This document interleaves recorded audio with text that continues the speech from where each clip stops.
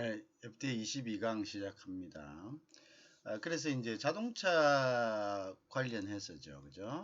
자동차 관련해서 이제 연비나 온실가스 기준도 그 협의가 된 겁니다.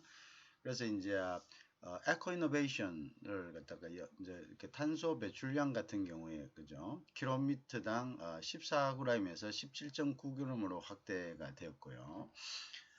그래서 이제 온실가스 측정 방법 이용해서 측정할 수 없는 연비 향상이라든지 온실가스 저감 기술을 자동차에 적용되어 있을 시는 추가 크레딧을 인정해 준다. 이것이 이제 에코 이노베이션이다. 그죠?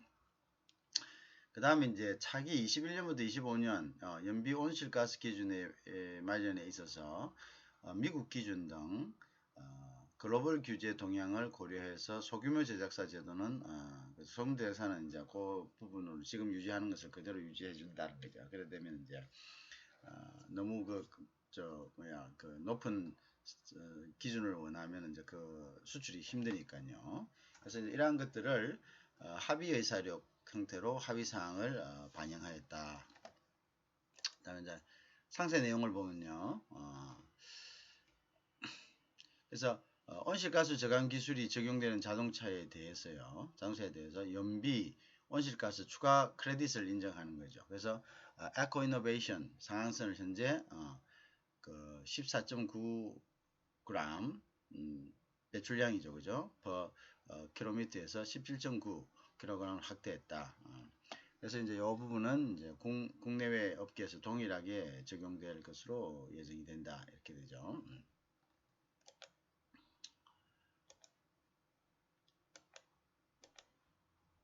자, 여기 이제 여기에 참고에 21년 2월 21일 이제 서면 합의, 한미 간 합의상을 내용을 보면요.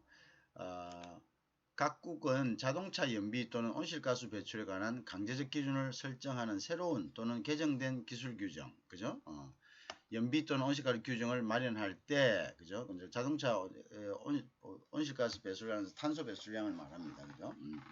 네, 관련 기술을 통한 제작사의 연비 및 온실가스 배출 실적 개선과 무역에 대한 기술 장부에 관한 세계무역기구 협정 제2조 4조에 합치되는 방향으로 연비 또는 온실가스에 관한 국제기준을 고려할 것이다. 이렇게 그것에 관한 것들이 아까 방금 이야기한 것이 바로 그 킬로미터당 14g에서 18g까지 그죠? 그 범위 안에 있어 그 온실가스 배출이 돼야 된다는 거죠, 그죠? 자, 그래서 이제 요 온실가스 배출을 가지고 또한 뭐냐면 규제를 할 수 있다는 거죠, 그죠? 규제를 할 수 있다. 이것은 온실가스 배출에 관한 강제적 기준이다. 강제적 기준이죠. 그래서 온실가스 기준들은 굉장히 지금 중요합니다, 그죠? 온실가스가 과다하게 그 배출이 되면은 지금 이제 지구 온난화 문제가 있죠. 그래서 우리가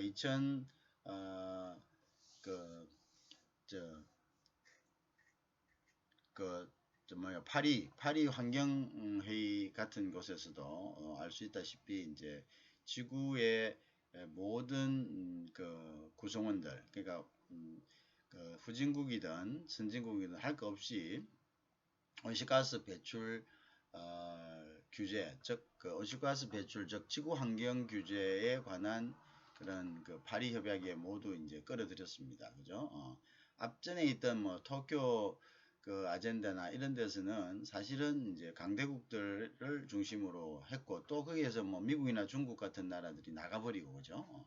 그렇게 돼 사실 유명무실하게 되었지만 그 이후에 퍼스트 그 도쿄 그 협정을 대신할 수 있는 새로운 환경 협정이 필요했어, 그죠? 그래서 이제 파리에서 파리 환경 협정을 합의를 했죠. 합의를 하는데 이제 여기에서는 선진국과 후진국 관계없이 모두 이제 그 탄소 배출량, 그죠? 그래서 그 부분에 대해서 합의를 하고요. 그다음 후진국의 경우는 선진국이 자금을 모아서 이러한 탄소 배출 저감 장치를 위한 어떤 그 스포트를 그죠? 해주는 걸로 그죠? 그렇게 했다는 거죠. 그게 하나의 이제 거기에서 또 이제 누가 얼마만큼 어떻게 부담할 것인가에 대해서 또 뭔가 또 서로의 논의가 있었는데 이제 뭐 미국이 좀 더 많이 부담한다, 뭐 선진국이 좀 더 많이 그 한다 이런 데에 대한 또 악유가 있었죠, 그죠? 그런 부분들도 좀 잘 이렇게 마무리가 이제 되어가는 그런 이제 현상입니다. 그렇지만 어쨌든 온실가스 배출의 문제는 굉장히 이제 특히 이제 온실가스의 주범이 이제 가장 큰 주범은 자동차가 되겠죠. 그래서 자동차에 대한 강력한 규제, 이거는 이제 글로벌 무역 환경에서도 기술 장벽이라든지 세계 무역기구 협정을 통해서 명문화해 놓은 거죠. 자, 그래서 이제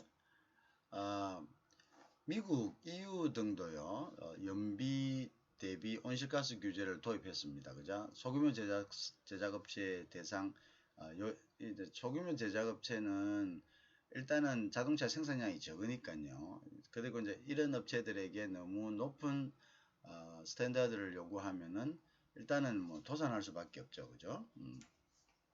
그래서 이제 그래서 한미 이제 온실가스 기준을 보면요, 한국하고 미국하고 이렇게 봅니다. 그래서 시간이 이렇게 16년도부터 2000년도까지 이렇게 쭉 이렇게 보면은 온실가스 기준이 한국은 이제 밑에 보면 소규모 업체는 조금씩 더 늘죠, 그죠? 한국은 127, 그죠? 킬로그램당 127g인데, 그죠? 근데 미국 같은 경우는 140, 그죠? 미국이 우리보다 조금씩 더 높습니다, 그죠? 높다는 것을 알고 있습니다, 그죠? 높다, 그죠?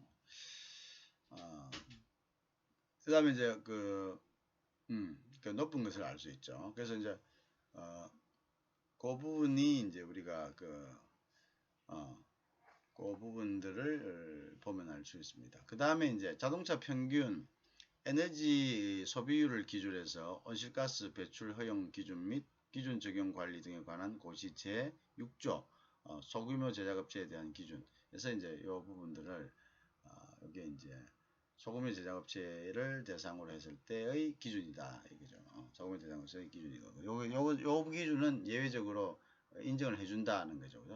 요 기준 인정을 해준다. 그럼 소규모 제작업체와 대규모 제작업체의 기준은 또 무엇이냐? 그거는 또 이제 다시 별도로 한번 봐야 되겠습니다. 그죠? 그래서, 자, 어쨌든, 미국하고 EU도 연비 온실가스 규제를 도입을 했죠. 도입하면서, 소규모 제작업체에 대해서는 예외적인 규정을 갖다, 예외적으로, 예외 조치를 인정을 했다는 것이 중요한 게 되겠습니다. 그죠? 자, 그래서, 평균 온실가스 기준 승용차 기준입니다.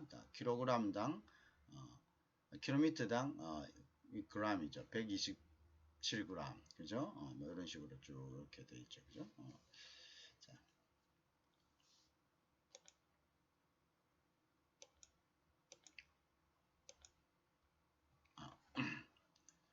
그러면 이제 배출가스 시험 절차 방법, 이것도 이제 우리 지금 최근에 유럽에서 온 차들 배출가스 시험에서 그 순간적으로 실험할 당시에, 그죠?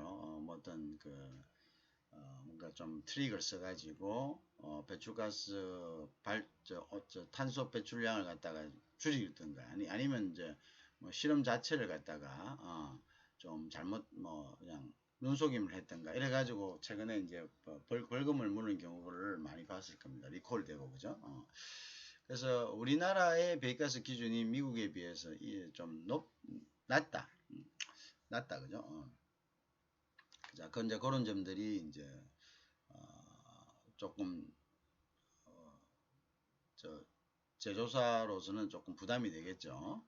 자, 휘발유 차량에 대해 배출가스 시험 절차 및 방식을 미국 측의 기준과 조화를 이루었다. 미국 측 기준 따르자, 이렇게 된 거죠. 기존 한미 FTA에 따라 우리나라 휘발유 차량 그죠 배출가스 기준은 미국 기준과 조화하기로 되어 있다. 즉 미국 기준을 따르게 되어 있다. 그죠? 그래서 우리 측의 의무 이행 사항을 이거는 의무적이다 이렇게 이제 확인했죠. 한미 FTA 공동위원회 해석 쓰는 형태로 합의 사항을 반영. 공동위원회 해석 쓰는 해석. 그러니까 이제 한미 FTA에서 서로가 그 악유되는 부분은 공동위원회에서 해결한다 이런 이야기입니다. 그래서 공동위원회에서 그러니까 그 공식적으로 세틀먼트 해서 그거를 가지고 이제 선언하면 그게 공식적인 기준이 되는 걸로 그렇게 이제 한 거죠. 자, 그래서 이제 협정면 22조를 보면요. 공동위원회는 제 11조 22조 및 제11조 23조 부속서의 해석에 규정된 것을 포함하여 이 규정에 대한 해석을 내릴 수 있다. 무엇이 해석이냐면은 이제 뭔가 틀릴 때, 뭔가 이렇게 해석의 어떤 차이가 있을 때, 그죠? 이럴 때는 이제 공동위원회에서 내린 해석으로 정리한다 이런 이야기가 되겠습니다. 그죠? 공동위원회에서 내린 해석으로 정리를 한다 이런 내용이 되겠습니다.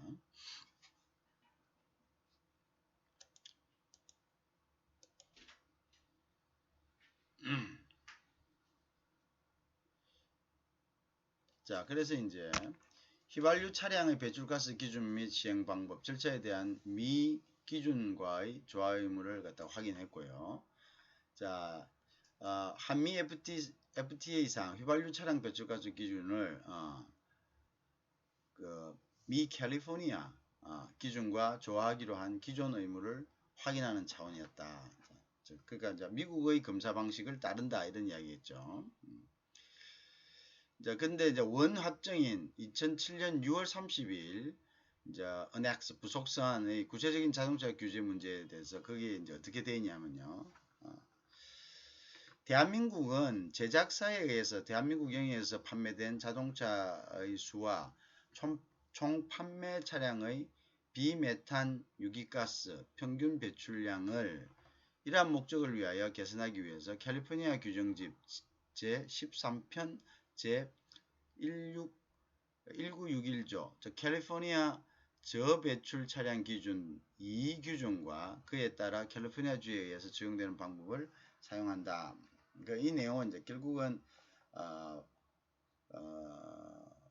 즉 그 배출가스 기준, 배출가스 그 검사 방법과 기준을 캘리포니아의 어떤 자동차 배출가스 기준을 준용한다. 이런 거가 같은 이제 의미다는 거죠. 그죠?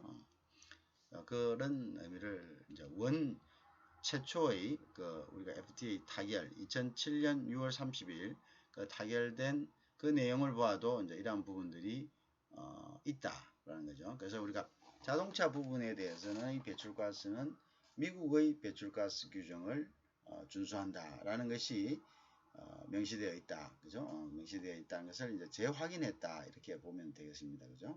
확인했다.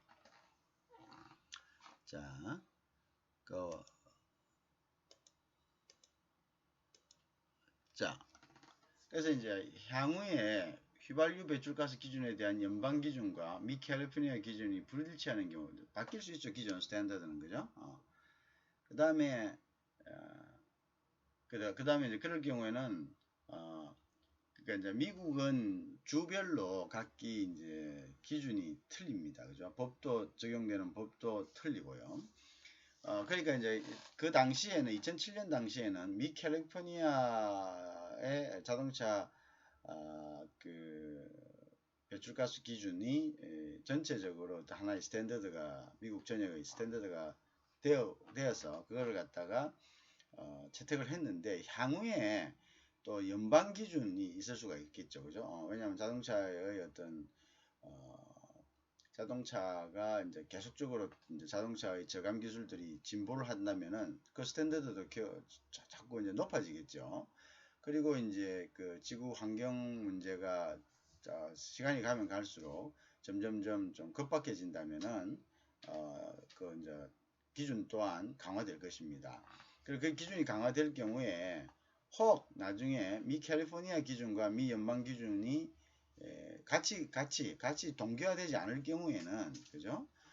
우리는 캘리포니아 기준을 갖다가 적용한다. 이런 이제 이야기가 되겠죠.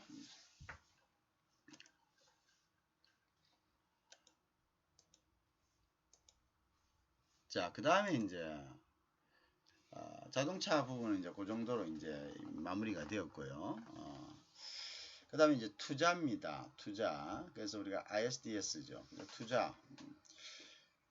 한미 FTA 투자 챕터를 개정했다. 그죠? 우리가 지금 공부하고 있는 부분은 자, FTA가 원래 언제 원래 타결이 됐습니까?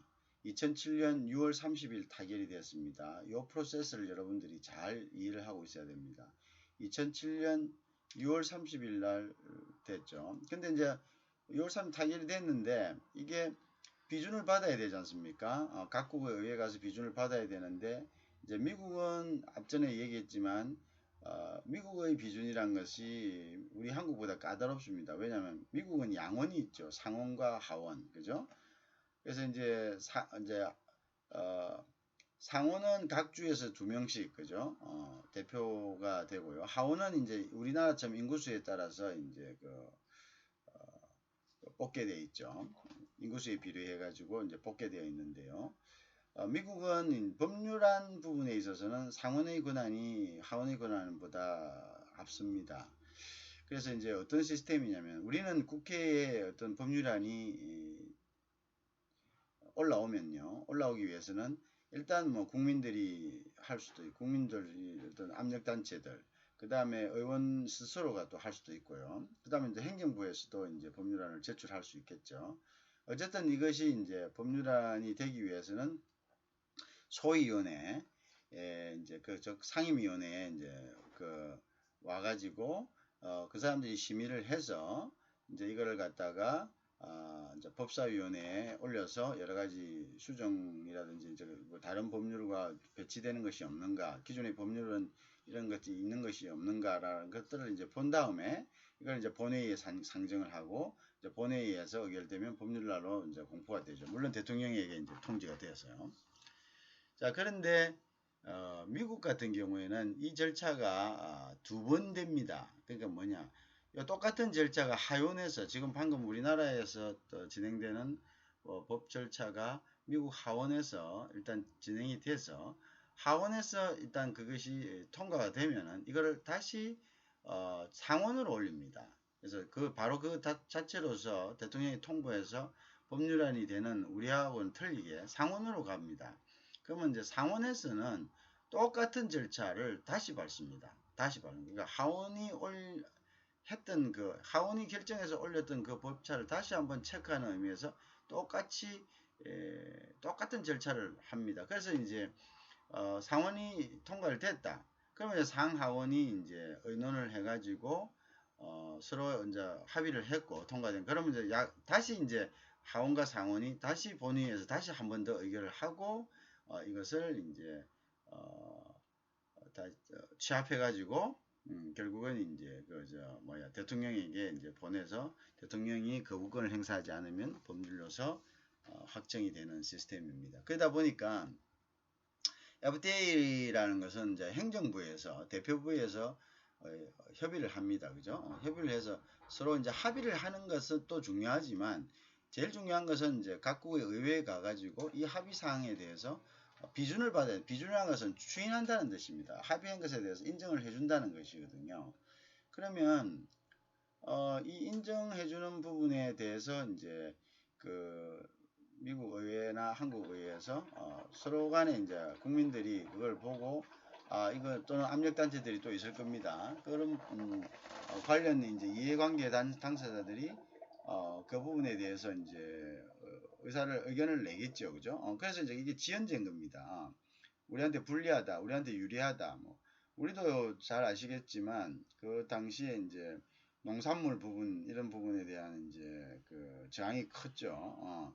이렇게 됐을 때는 농산물 부분 다 뭐 어떻게 된다, 뭐 쌀이라든지 뭐 이런 국산 이런 부분이 굉장히 컸습니다. 그죠? 그래서 이게 굉장히 그 당시에 지연이 되었습니다. 그래갖고 뭐 계속 실시를 하지 못했죠.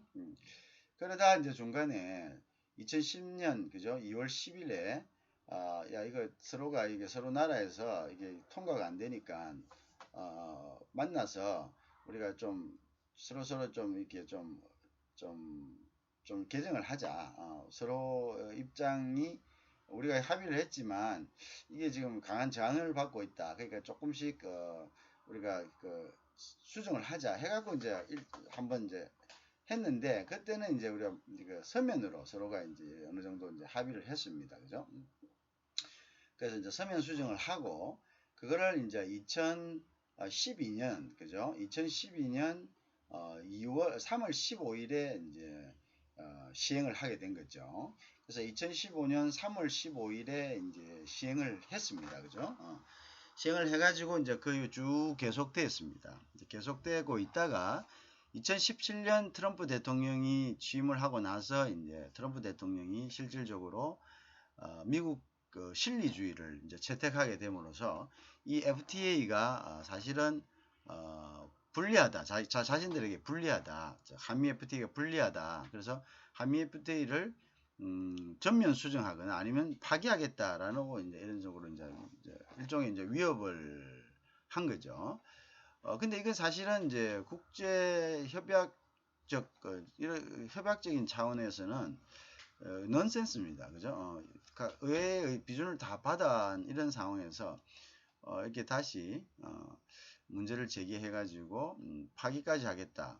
그런데 이제 또 우리뿐만 아니라 미국은 나프타도 이것도 좀 불공정하다. 자기들에게 불리하다 해서 그 자체도 유명무실하게 만들어 버렸죠. 멕시코와 그 다음에 캐나다와 미국의 어떤 아주 어떻게 보면 EU보다 더 큰 세계의 GDP를 합쳐 놓으면 EU보다 더 큰 그죠?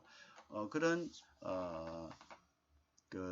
FTA인데 메가 FTA인데요. 일종의 이제 다자간 협정인데요. 이것을 갖다가 이것도 이제 뭐 불리하다 해가지고 다시 해치모해서 그걸 이제 USMCA로 다시 재발족을 했죠. 그러니까 기존의 FTA는 나프타는 거의 유명무실해지고 그죠?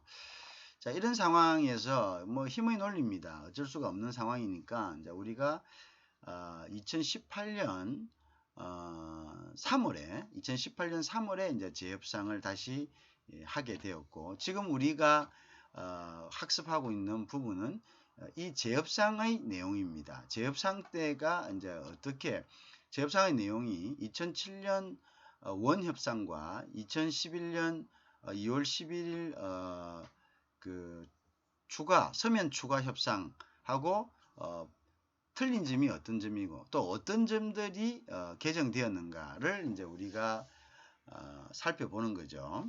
자, 근데 이제 여기서 우리가 이걸 살펴보고 이제 한 단계 더 우리가 이제 해야 될 부분들이 있는데요. 이제 그 부분들이 바로 뭐냐면 그럼 과연 2007년 그다음에 이제 2011년 그다음에 2012년 시행 후에 그다음에 이제 국가가 즉 정부가 한미 FTA에 대한 어떤 청사진 그다음에 그 당시에 판단했던 기준 그다음에 그 당시에 가졌던 생각하고 그다음에 이것이 시행되고 난 다음에 그다음에 우리의 산업 부분에서죠. 이 체결된 분야의 산업 부분에서 얼마만큼 진척이 있었고 얼마만큼 이렇게 손익이 있었던가 그다음에 뭐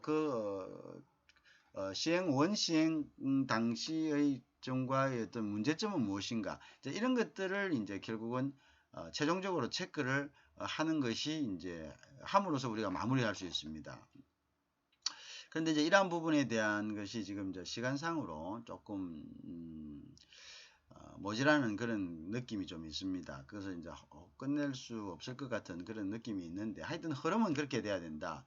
자, 그러면 우리가 왜 FTA를 하는데 한미 FTA를 지역 간 FTA의 어떤 주제로 삼았느냐?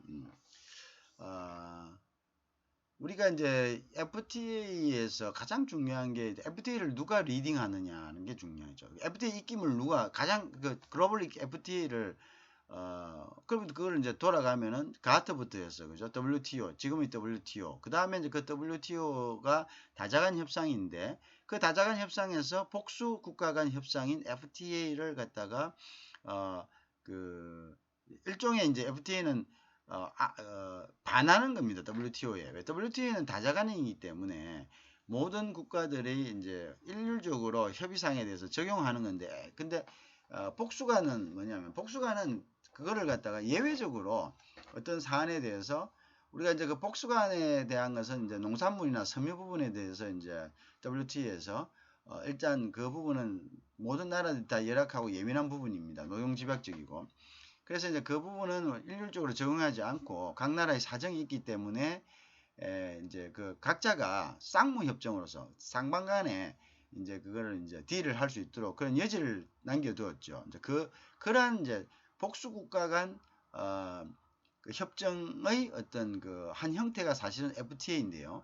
근데 이 FTA는 우리가 모든 국가들에 대해서 채국 대우를 갖다가 적용하는 것이 사실은 WTA의 가장 핵심입니다. 그죠? 즉 어떤 특정한 국가에게 특혜를 줄 수는 없고 그 특혜를 줬다면 모든 국가에게 골고루 적용돼야 된다는 것이 사실은 FTA, WTO의 어떤 기본 원칙인데 FTA는 그 특정 국가 간에 특혜를 주는 거죠. 그러니까 이게 사실은 WTO의 그 어떤 다자간 채국 대우의 원칙과는 위배가 되는 겁니다. 그죠? 위배되는 거죠. 이거는 FTA는 사실은 채국 대우를 갖다가 특정 국가에 대한 채국 대우를 인정하지 않는, 그러니까 채국 대우란 것은 어떤 국가에게 어떤 혜택을 줬다면 다른 국가도 그것을 요구할 수 있는 거죠. 그 국가가 B라는 국가가 A라는 국가에게 준 그 특혜를 요구할 수 있는 거죠. 근데 그렇게 했을 때는 WTO의 이념은 그거를 똑같이 적용해야 된다. 특혜를 똑같이 줘야 된다는데 FTA는 그 특혜를 자기네들끼리 복수국 간 쌍무간에 그냥 우리끼리만 갖겠다는 거죠. 그러니까 이거는 사실은 이 글로벌 FTA가 발전함에 따라 WTO의 존재감은 어떻게 점점 상실되어 가고 있는 거죠. 그 다음에 최근에 또 WTO의 존재감이 이제 자꾸 상실되는 것이 뭐냐면 이러한 메가 FTA가 발전함에 따라서 그 WTO의 근간을 이루고 있는 이제 제재, 이런 제재가 서로 이해관계 때문에 그 제재의 어떤 합의성, 제재하자 이렇게 했는데 그게 100% 합의를 하지 않는다는 겁니다. 왜? 이런 이해관계가 얽혀져 있죠. 또 FTA에 따라서 그죠? FTA를 맺었는데 그래서 거기에 이제 제재를 해야 되는 회원국들이 이걸 이 경우를 제재하면 자기네들이 맺어 있던 FTA를 부정하는 것이 될 수가 있잖아요. 그죠? 왜? 제재라는 것이 지금 채국 대우인데요. 채국 대우. 채국 대우라는 것은 야, 네가 똑같이 했는데 저 사람 예를 들어서 A라는 나라가 B라는 나라에게 특혜를 줬는데 C라는 나라가 그거를 갖다가 저 특혜 줬는데 우리도 똑같이 해달라는데 우리는 안 주고 저 사람만 한다. 그러면 B하고 A하고의 관계, 특혜가 준 나라와 특혜를 받은 나라의 관계는 FTA 관계입니다. 그죠? 그리고 C는 뭐냐면 WTO의 관계죠. 그러니까 그런데 이제 이걸 판단을 하려면은 모든 회원국들이 일단은 기본적으로 만장일치를 해야 되는데요. 제재를 주기 위해서는. 그런데 이제 자기들이 또 보니까 우리도 저런 협정 맺고 있는데 그게 됩니까 안 됩니까? 제재가 안 되죠. 제재가 안 되니까 결국은 유명무실해지는 거죠. 그래서 메가 FTA가 점점 활성화됨으로써 WTO의 기능은 뭡니까? 점점 축소되고 있다. 자, 이런 것들이죠. 그 다음에 이제 최근에 이제 보호무역주의가 팽배함에 따라서 우리가 뭐 전체적으로 적용 다자간 협정인 그 WTO의 어떤 그 의미는 사실은 보호무역주의라는 것은 끼리끼리의 어떤 이득을 그리고 또는 자국 이득이고 그러니까 이제 글로벌한 그 세계화하지 않겠다는 거죠. 그러니까 그 세계화하지 않겠다는데 WTO의 근본적인 이념은 세계화입니다. 세계화. 똑같이 우리가 자유무역 하자는 건데 보호무역주의는 자유무역 하지 않겠다는 겁니다. 그죠? 우리끼리 이해가 맞는 사람들끼리 조금이라도 이득이 되는 사람들끼리 주고받을 수 있는 사람들끼리 우리가 어떤 그 상호주의에 의해 가지고 서로 열겠다는 건데요. 그런데 이제 WTO는 내가 이득이 안 돼도 뭐 나한테 팔로 올 사람 좀 다 열어줘야 된다는 거거든요. 그러니까 이제 그것이 이제 그 세계화의 어떤 취지가 지금은 퇴색해 가고 있다. 이것을 우리가 잘 알고 있어야 됩니다. 알겠죠? 이 부분이 이제 사실은 우리가 FTA와 WTO를 이해하는 가장 큰 골격이 되어야 됩니다.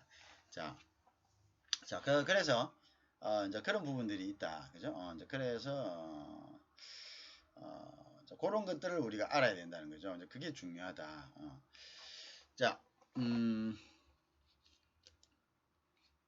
자, 그러면 이제 투자 부분입니다. 그 투자라는 것도 굉장히 중요한데요. 투자를 했는데 지금은 이제 우리가 투자는 왜 중요하느냐?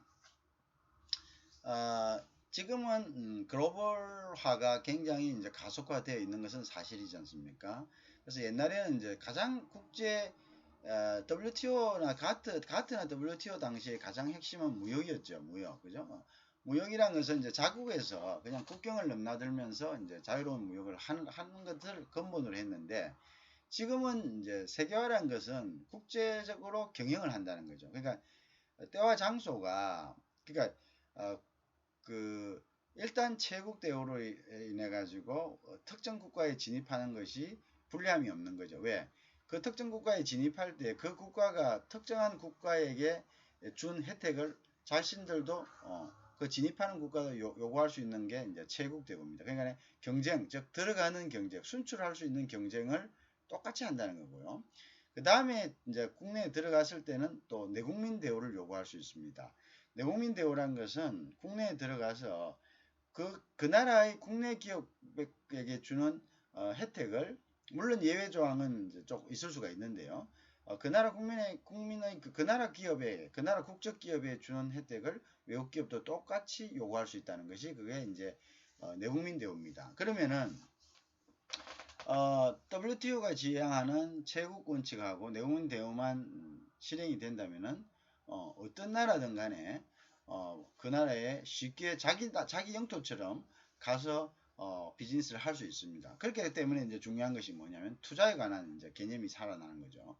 사실 무역이란 것은 자기 나라에서 만들어서 자기 나라에 투자하는 거죠. 그죠?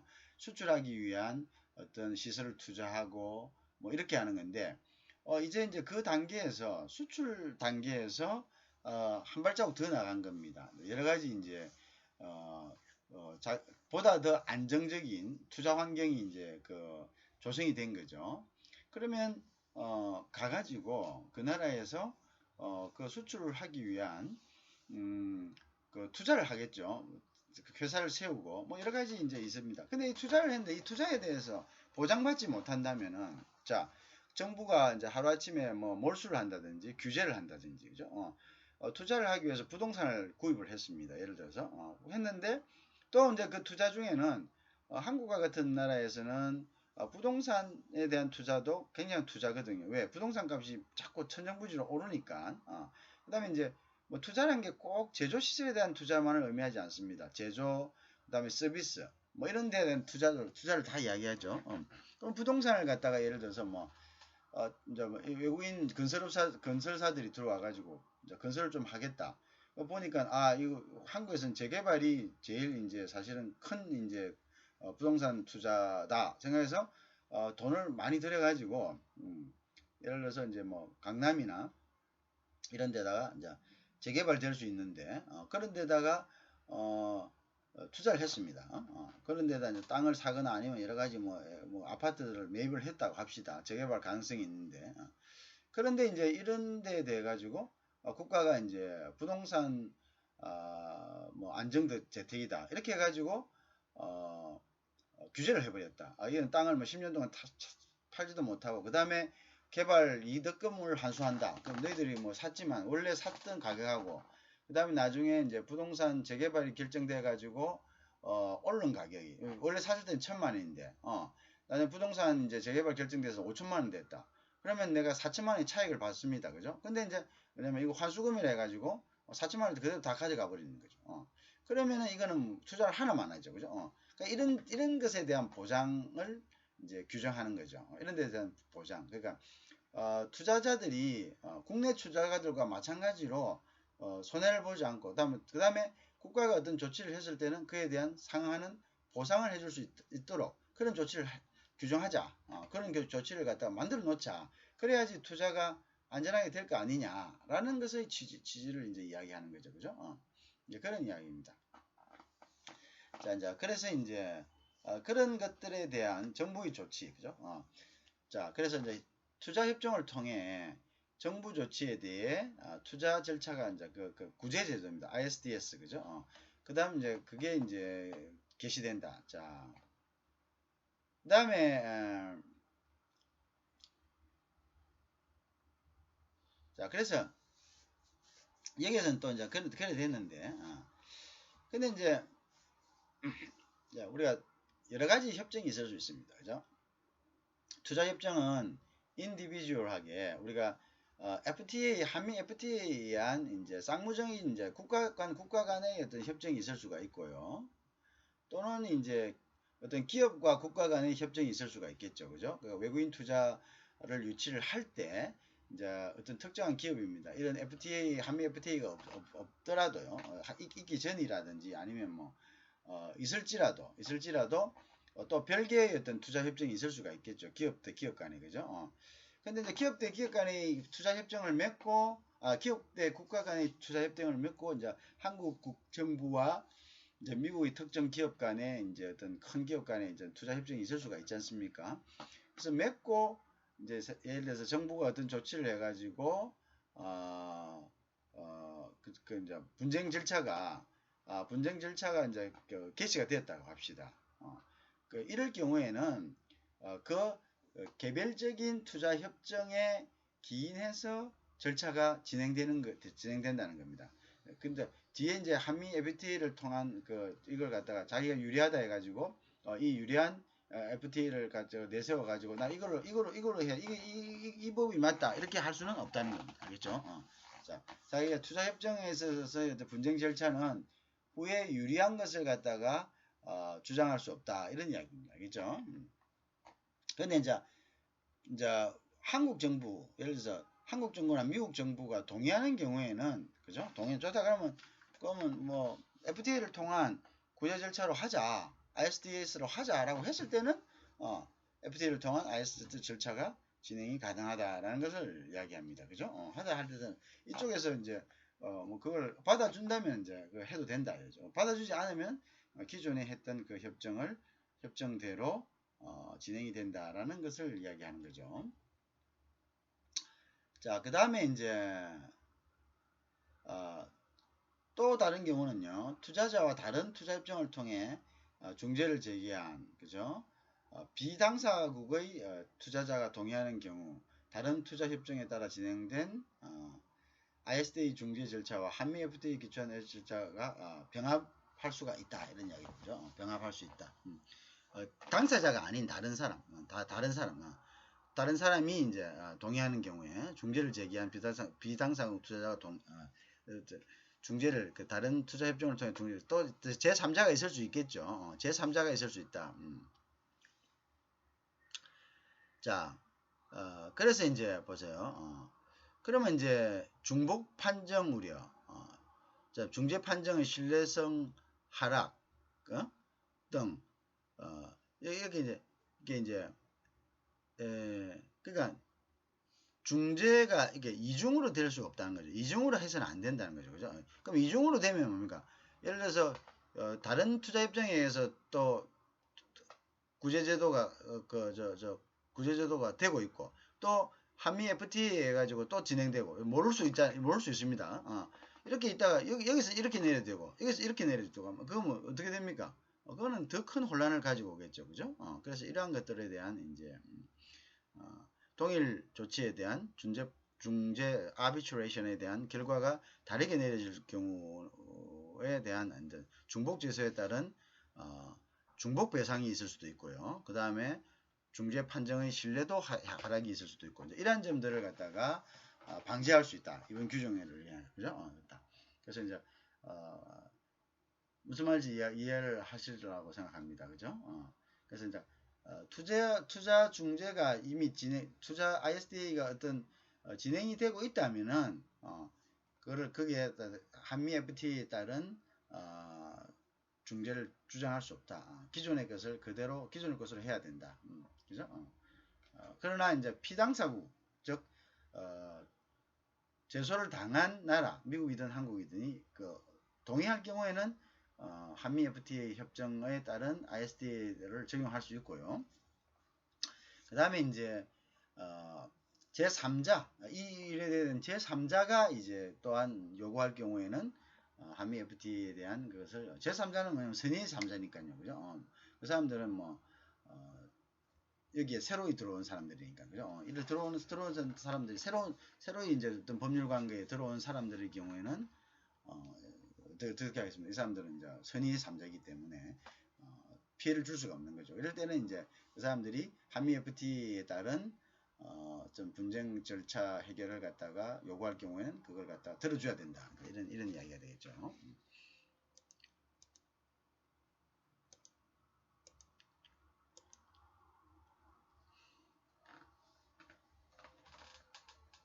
자, 예를 들면요. 벨기에에 소재하는 A 기업이 있다고 합시다. 벨기에에 있는 A 기업이 우리 정부 조치에 대한 한 벨기에 BIT를 근거로 ISDA DS 중재 절차를 개시를 했죠. 자, 그렇게 했다면은 자, 조치에 대해서 A사의 모기업인 미국의 B사가 있을 수 있겠습니까? 그죠? 이건 불가하다. 중복적으로 하는 것은 불가하다. 똑같이 이미 진행되었다. 이미 진행되었다. 그죠? 그렇다. 이럴 때는 이제 불가하다. 그죠? B사 역시 모기업이 되는 당사자다. 당사자로 봐야 된다. 이렇게 봅니다. 알겠죠? 자, 이렇게 할 수 있다. 자, 이런 그 조항이 없으면은 B사는 B사대로 또 다시 뭡니까? 제기를 해가지고 중복적으로 판단을 받고 또 중복적으로 배상을 받을 그럴 이제 가능성도 있죠. 그죠?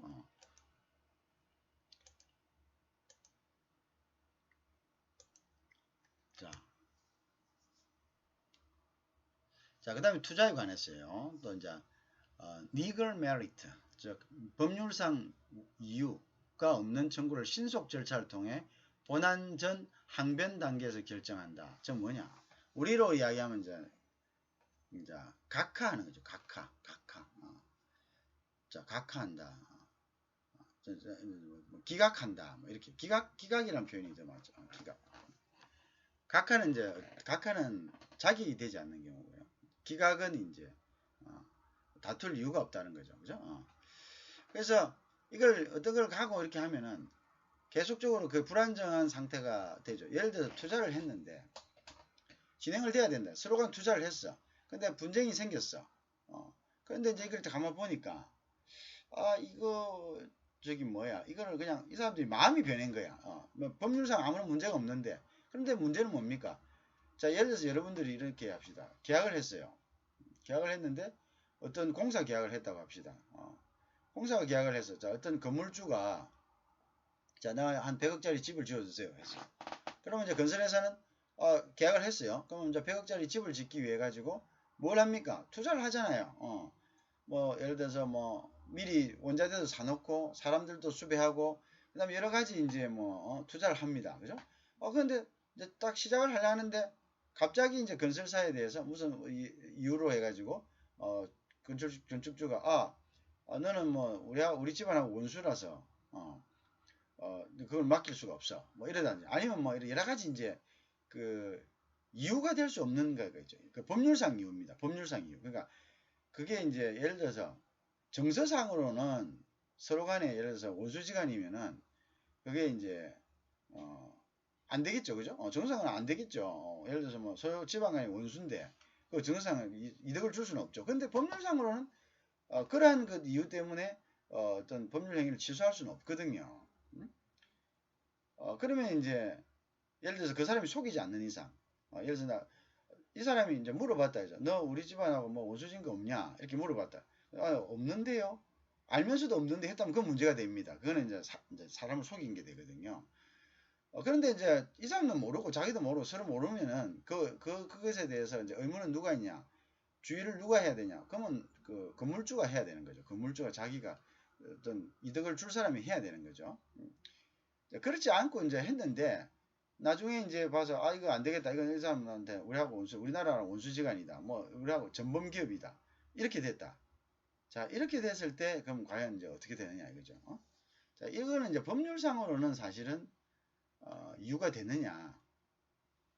정확하게 나도 이제 이게 법률상 이유가 된다고 안 된다고는 모르겠지만 일단 법률상 이유가 안 된다고 생각이 됩니다. 법률상 이유가 법률상으로는 이유가 안 됐는데 이걸 갖다가 질질 끌어버리면은 어떻게 됩니까? 판단을 안 내리고 뭐 일반적인 재판 절차로 해보면 준비하는데 시간 가고 그 다음에 부르는데 통지하는데 저쪽에 통지 안 받으면 또 통지 갈 때까지 여러 번 또 통지해야 되죠. 그 다음에 또 이제 그때까지도 안 하면 또 공시처고 해야 되죠. 뭐 이러니까 시간이 억수로 가버리죠. 그러면은 이 사람들 건설사는 투자를 해놓고 어떻게 됩니까? 그 돈들을 다 뭡니까? 계속 비용이 들어가게 되죠. 그 일을 하는 것도 아니고 안 하는 것도 아니고 취소할 수도 없고 취소 안 할 수도 없고 이제 그렇게 되는 거죠. 그렇게 되니까 이제 이것이 어떻게 신속한 절차를 통해서 결정을 해야 된다. 항변 단계를 들어보고 불러본다. 불러와가지고 야 너 어떻게 된 거야? 이거 뭐야? 보고 아니다 싶으면 그냥 이거는 이건 청구 legal merit가 없다. 이유가 없다. 이렇게 해가지고 그냥 신속하게 120 신청후 150일 이내에 결정을 한다. 그죠?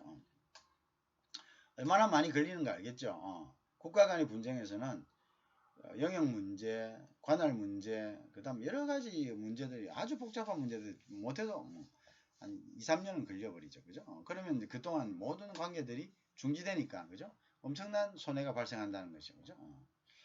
자, 그 다음 150일 이내에 빨리 하고요.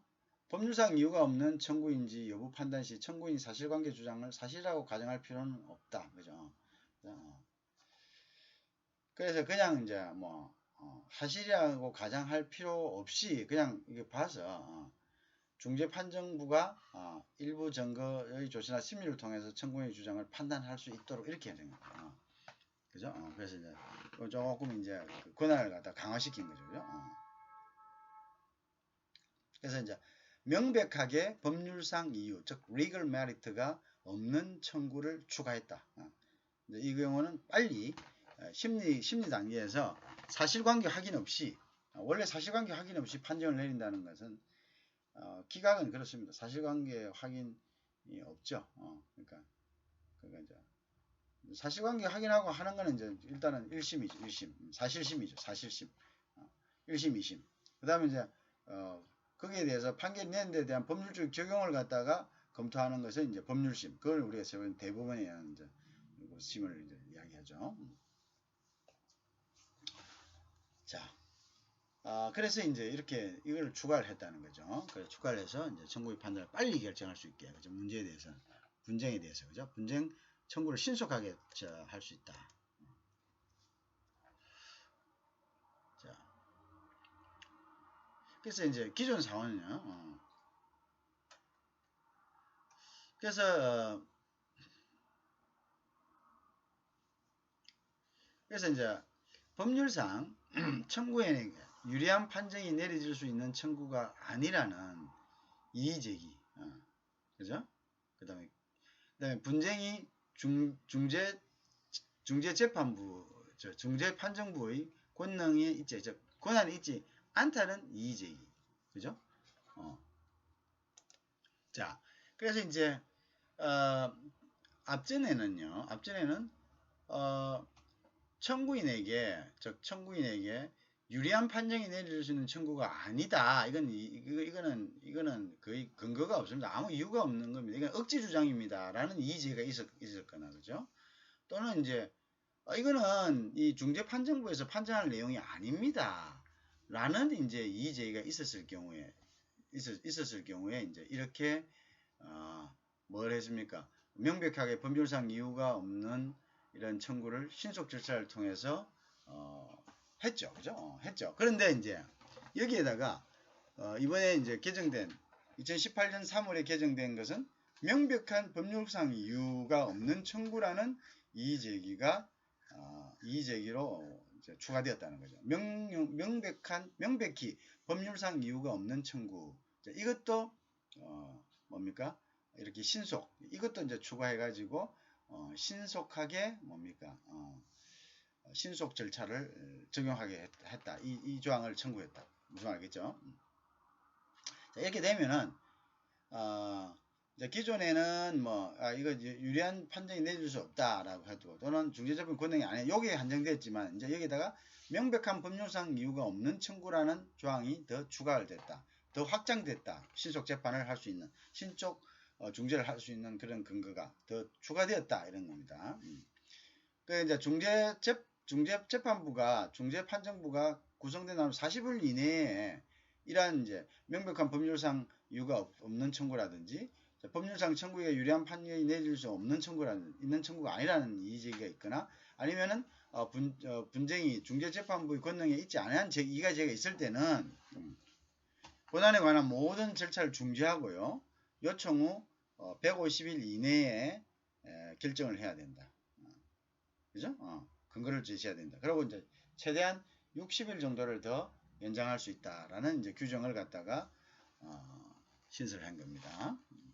물론 이제 60일 정도를 더 연장할 때는 적법한 이유가 있어야 되겠죠. 그게 상황이 있어야 되겠죠. 뭐 예를 들어 저쪽에서 여러 가지 소식이 정부가 바뀌었다든지 여러 가지 바뀔 수 있잖아요. 정부 조직이 이런 여러 가지 사정이 있겠죠. 그죠? 그럴 경우에 이제 어쩔 수 없는 거죠. 기다릴 수밖에 없는 거죠.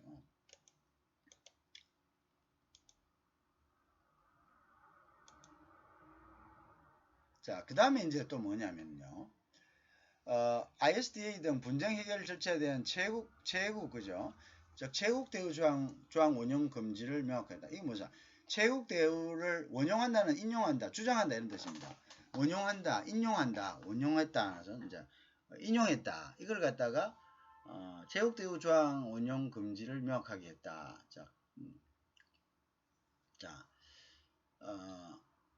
그러니까 이제 ISDS 등과 같이 분쟁 해결 절차에 대해서는요. 최국 대우자 분쟁 해결을 하는 데 있어 가지고 저 사람한테도 저런 혜택도 있으니까 우리한테도 다오라는 것은 할 수 없다. 분쟁이라는 것은 인디비주얼한 거죠. 개개인에 따라 틀리는데 개개인 상황에 따라 틀리는데 재판을 받았으니까 저 사람한테 저렇게 했으니까 나한테도 그렇게 해다오. 이거는 이제 우리가 그런 거야 있죠, 그죠? 우리 쉽게 이야기할 수 있겠죠.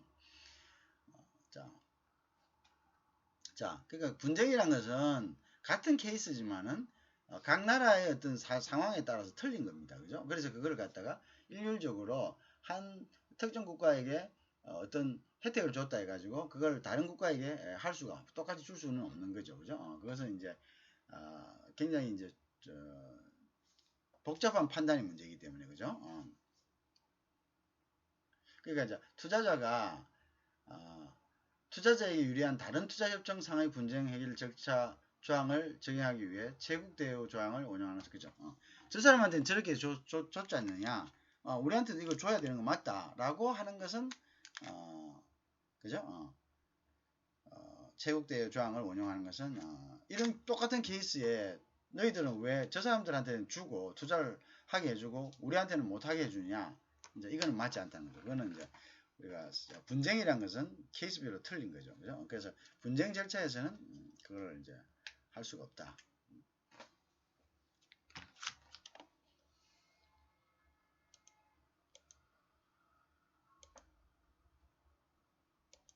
자, 그 다음에 이제 투자자의 입증 책임을 명확하게 했다는 거죠. 그 다음에 투자자가요, ISDS를 청구한 구제제도죠. 그죠? 절차죠. 청구하는 경우 투자자의 주장의 모든 입증 책임을 부담하는 것을 명확화한다. 자, 우리가 이제 입증 책임은 누가 하느냐? 입증 책임은 원래 법률적으로는 주장하는 사람이 하게 되어 있습니다. 그죠? 주장하는 사람이 입증 책임. 물론 입증 책임이 이제 전환되는 경우도 있죠. 입증 책임이 전환되는 경우. 그걸 이제 고도의 기술적인 거, 이런 거죠. 그런 것들은 이제 보통의 이제 사람들은 입증하기가 힘들죠. 그죠? 그럴 때는 이제 그런 것들은 서비스를 갖다가 공급한 사람이 우리한테 잘못이 없다라는 것을 갖다가 증명해야 되죠. 자, 최근 이제 우리나라의 내국적인 거로 봐서 이제 의료 분쟁에서 입증 책임. 그것이 이제 최근에는 이제 그 입증 책임을 분쟁을 제기한 사람들이 이제 환자들이 하던 것을 그 환자들이 뭘 의학에 대해서 알 수가 없죠. 그러니까 이제 의사들이 자신들이 과오가 없다는 걸 갖다가 입증하는 것으로 입증 책임이 전환됐죠. 그러나 원칙적으로 입증 책임은 주장하는 사람이 하게 되어 있습니다. 저 사람이 문제가 있다라고 주장하는 사람이 이제 입증 책임을 지게 되어 있는 거죠. 그래서 입증을 하지 못한다면은 이제 그거는 이제 이기기가 힘들죠. 입증 책임은 주장하는 사람이 있다. 그렇게 되는 거죠. 자, 민사재판에서는 그렇습니다. 그럼 형사재판에서는 입증 책임은 누가 됩니까? 형사재판에서의 입증 책임은 검사가 지는 겁니다. 그죠? 검사, 국가를 대신해서 검사가 입증을 하는 거죠. 죄가 있다라고 이제 입증을 해야 되는 거죠. 자, 그 다음에 이제 그래서 입증 책임 부담을 명확화했다. 그죠? 그러니까 이제 일부 중재 판정에서 청구인 입증 책임 일부를 부담시키지 않는 사례가 있음을 감안해 투자자의 입증 책임을 부담을 명확하게 규정함으로써 투자자의 입증 책임 없이 주장 사실을 인정되는 사례를 입증해야 된다. 그죠? 입증을 해야 된다. 그죠? 입증을 해야 된다. 입증 책임은 주장하는 사람이 있다. 그죠? 여러분도 그 부분은 이제 잘 아시고 있으리라고 믿습니다. 입증은 무조건 주장하는 사람이 있다. 라는 것을 입증 책임은 당사자죠. 그죠? 자, 그 다음 구체적 투자 행위가 있을 경우에만 전 투자로 인다. 자, free establishment. 자, 전 투자. 자, 투자 행위도 없는데 내가 이게 투자했습니다. 손해봤습니다. 이렇게 이야기하면 이거 좀 곤란하잖아요. 그래서 그럼 투자 행위가 뭔데? 네 투자했는 거 보자. 네가 뭐 투자했는지 보자. 라고 하죠. 투자 행위가 있었을 경우에만 전 투자 행위로 인정한다. 그죠? 전이란 것은 whole이라는 뜻이 아니라 free라는 뜻입니다. free. 자, 설립 전 투자의 개념을 구체적인 투자 행위를 한 경우로 명확하게 규정하여 자, 설립 전 투자의 보호 범위를 지나치게 확대되는 것을 제한했다. 설립 전 투자가 뭐냐? 투자 행위를 했는데 뭐 와가지고 그냥 뭐 사무실이나 열어놓고 뭐 있는 거 그다음 그 자문이나 받고 있는 거 이걸 갖다 투자 행위로 했냐? 그러면 투자 행위로 볼 수 없다는 거죠. 그죠?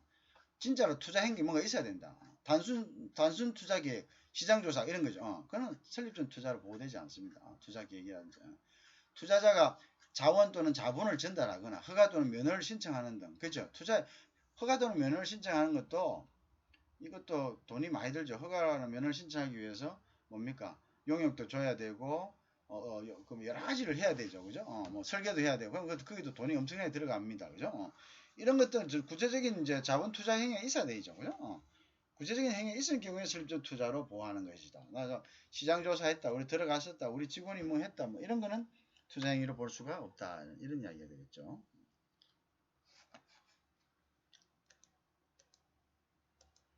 자, 그래서 이제 그 다음에 이제 뭐냐면은 자, 투자했었어요. 정부의 정책, 정부 정책. 자, 정부가 부동산 규제 정책, 뭐 이런 정책, 정부의 정책이라는 것이 굉장히 추상적일 수 있습니다. 그죠? 이것은 우리가 부동산 규제 정책으로 인해서 제한하는 것이다. 이렇게 돼서는 분쟁이 발생하죠. 반드시. 그래서 이제 그런데 이게 순수하게 이제 그게 정책적인 것이냐, 정책적이 아닌 것이냐는 건 사실 따져봐야 될 문제입니다. 그죠? 따져봐야 될 문제다. 근데 극히 예외적인 경우가 아니면 그게 뭐냐면 보통 이런 정책을 자주 썼는데 근데 거의 쓰지 않는 정책. 그러니까 이게 부동산 투자 정책이라서 뭐 부동산 규제를 하는 것은 외국인 투자가뿐만 아니라 국내 투자가들한테도 하고 뭐 왕왕 지금 최근에 왔다 그러면 이거는 정부 정책을 봐야 되는데 그런데 그렇지 않고 뭐 갑작스럽게 이걸 갖다가 정부 정책으로 해가지고 했는데 선례도 없고 뭐 최근에 이리 와서 한번 했는데 그게 이제 외국인 투자들에게 적용됐다 하면 이거는 이제 분쟁의 대상이 되는 거죠. 자, 그래서 이제 한미 FTA 투자 챕터 주요 의무인 내국민 대우, 채국 대우 위반 여부를 판단. 자, 내국민 대우하고 채국 대우라는 것은요. 자, FTA도 결국 어디서 나오는 겁니까? WTO에서 나오는 겁니다. WTO 다자간 협약의 어떤 예외로서 뭐냐면 인정해준 복수국가 간 투자 협정을 우리가 FTA를 하는 겁니다. 그래서 WTO에서 FTA도 관장을 하는 거죠. 그죠? 자, 그렇기 때문에 WTA의 최대 원칙이 뭡니까? 내국민 대우, 또 최후 대우는 기본적으로 FTA에도 뭡니까? 적용이 되는 거죠. 그래서 정부의 정당한 복지적인 목적, 자, 정당한 복지적인 공공복지라는 것은 추상적인 겁니다. 그것의 판단은 정부가 하는 겁니다. 그죠? 근데 그 판단은 정부가 했을 때는, 거기에 대해서는 정부는 뭡니까? 어떤 자국의 기업에 대해서는 그게 쉽게 이제 정부의 정책으로서 강제력이 있겠죠. 근데 외국 투자가는 그거를 받아들이기 힘들 겁니다. 그죠? 자, 그럴 때 경우죠. 그럴 경우. 그 다음에 그럴 경우는, 그래서 이제, 그러면 이제 이거를 갖다가 내국민 대우, 최국민 대우라 했는데, 국내에 있는 국내 자기 기업에 대해서는 어느 정도 그거를 갖다가 인정을 해주지만은 왜 국내 기업은 여러 가지 통제를 할 수가 있거든요. 그런데 이걸 갖다가 똑같은 사항에 대해서 외국민에 대해서는 내국민 대우도 안 해주고 다른 또 외국인들에 따라서 다르게 또 처우하는 최국 대우를 위배하는 경우에는 어떻게 해야 되겠습니까? 그럴 때는 이제 그렇게 가능하겠죠. 공공복지를 위해서. 그죠? 모든 나라의 것을 똑같이 할 수는 없는 거죠. 그죠? 그래서 조금 후진국이나 이런 나라들은 영향이 적기 때문에 뭐 인정해줘도 큰 문제가 없는데 자본력이 큰 나라들이 투자하고 뭐 이럴 때는 그거는 또 나중에 큰 영향을 미칠 수 있기 때문에 똑같은 사안이지만 제재할 수 있겠죠. 자, 이럴 때는 이제 그럼 당신들 왜 FTA 기본 원칙인 내국민 대우하고 체국 대우를 위반하느냐라는 이의를 제기할 수 있겠죠. 이럴 때는 공공복리 목적에 종합적으로 고려하도록 한다. 자, 이건 굉장히 이제 추상적입니다. 그죠? 종합적인 공공복리가 뭐냐? 공공복리가 뭐냐? 자, 그래서 이건 이제 분쟁의 여지는 여전히 있습니다. 정부 행위가 투자자의 기대에 불일치할 수 있던 단순한 사실만으로는 내가 이거 해가지고 몇 년 후에 풀리면 아파트 지어가지고 돈 벌라 했는데 라는 이런 것만으로는 내가 그래서 너희들이 규제해서 돈 안 되는데 라는 만으로는 최소 기준 대우 의무 위반이 아님을 명확하게 했다. 최소 기준 대우 위반이라는 것은 최소한으로 일단 인정을 해주고 점차적 그 혜택을 늘려가는 최소 기준 대우인데요. 그러면 최소 기준 대우의 의무는 뭐냐? 그럼 결국은 뭐냐면 최소한의 뭐도 안 했다는 거죠. 최소한의 대우도 안 해줬다 이런 거죠. 자, 근데 이제 이거 여기에는 단순히 이제 일을 제기할 때 내가 여기서 3, 4년 후에 돈을 벌려고 기대를 했는데 너희들이 규제함으로써 이거는 위반이 됐다. 너희들이 우리를 갖다가 체국 대우나 내국민 대우를 해주지 않았다라고 주장할 수는 없다. 그럼 여기 했을 때는 자, 좀 특별한 공공복리지만 예외적인 조치라는 걸 주장을 할 수 있어야 됩니다. 예외적인 조치라는 것은 뭐냐? 지금까지 이런 사례가 수십 년은 없었는데 왜 우리 사례에만 있었냐? 이런 식이죠. 그죠? 그러니까 예견하지 못했다. 그리고 이거는 공공복리라 할 만한 선례가 없었다라고 하는 것을 주장할 수 있어야지만 여기에서 투자자의 전투자에 해당하는 보상을 청구할 수 있다 이런 이야기입니다. 그죠? 그래서 내가 손해봤다 해서 그렇지만 이러한 경우에 대해서도 어떻게 규정을 하였다. 그죠?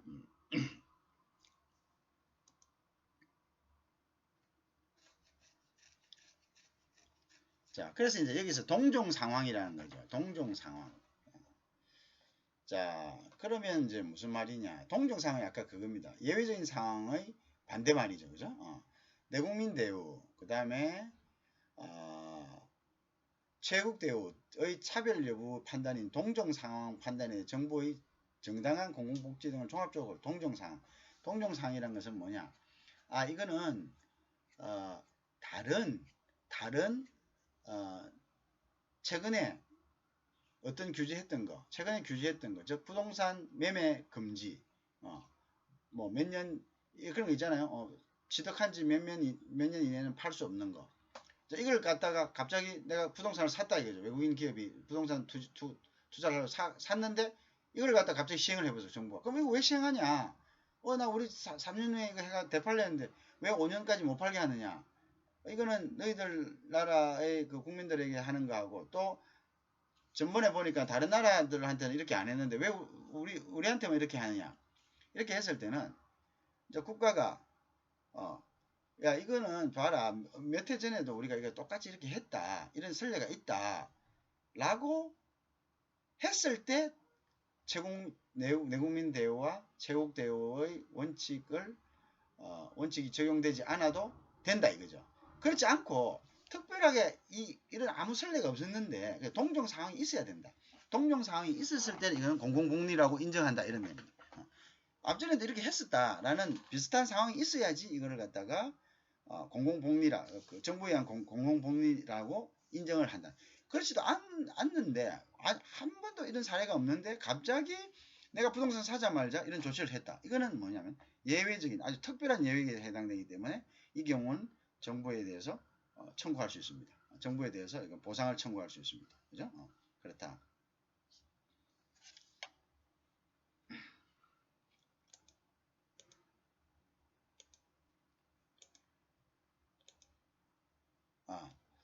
자, 그 다음에 이제 자, 그 다음에 투자의 기대에 반한다는 사실만으로 최소 기준 대우, 즉 MSOT죠. 그러면 MSOT는 뭐냐? The Minimum Standard of Treatment입니다. Minimum Standard of 대우죠. 그죠? 이거를 갖다가 위반이라고 주장할 수는 없다. 그죠? 주장할 수 없다. 위반이라고 주장할 수는 없다. 이런 이야기가 되겠죠. 그죠? 자, 이것은 나머지 다음 장, 그죠? 다음 장에서 하도록 하겠습니다.